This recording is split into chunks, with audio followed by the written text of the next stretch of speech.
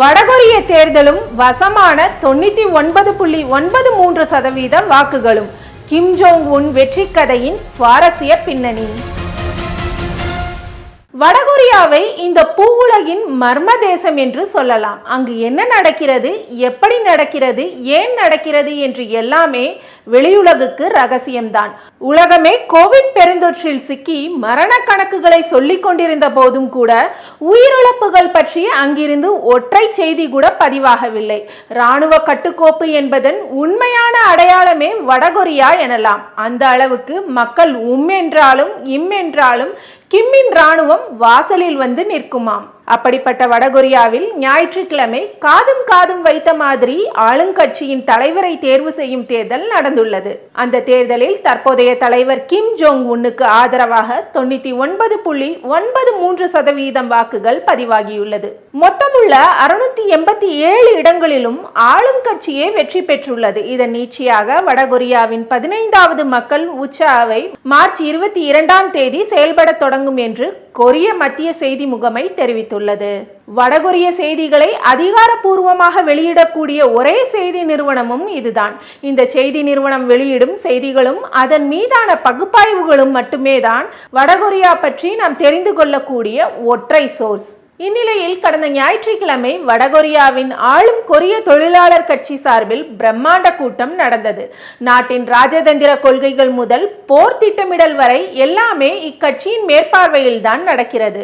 அந்த கூட்டத்தை தொடர்ந்து தேர்தலும் நடைபெற்றது.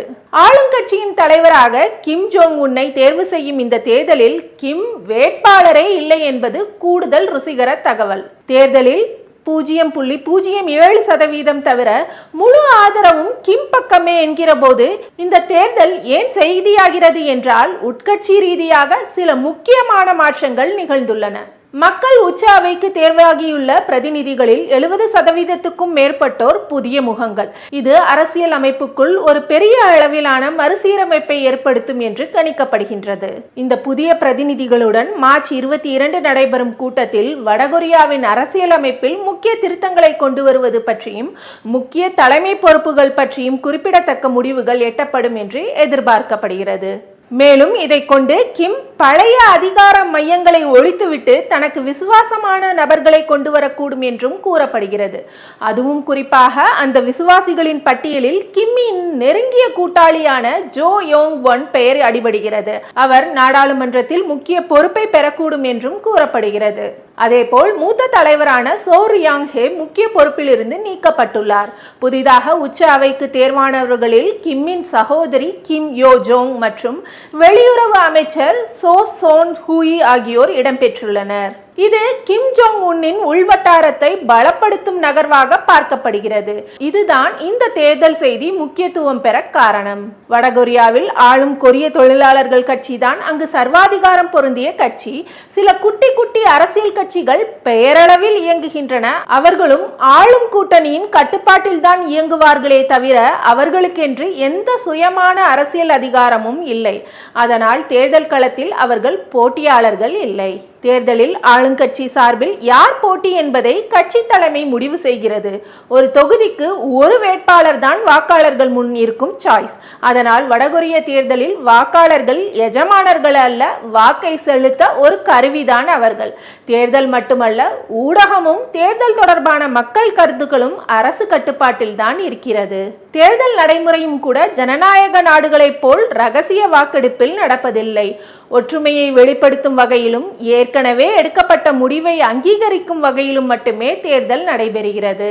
வடகொரிய தேர்தல் நடைமுறையையும் அங்கு எதிர்க்கட்சியே இல்லை என்பதையும் தெரிந்து கொண்டதால் அங்கு 99.9% வாக்குகள் மட்டுமே பதிவானது எப்படி, 0.07% எங்கே போயின என்ற கேள்வி இப்போது உங்களுக்கு எழலாம்.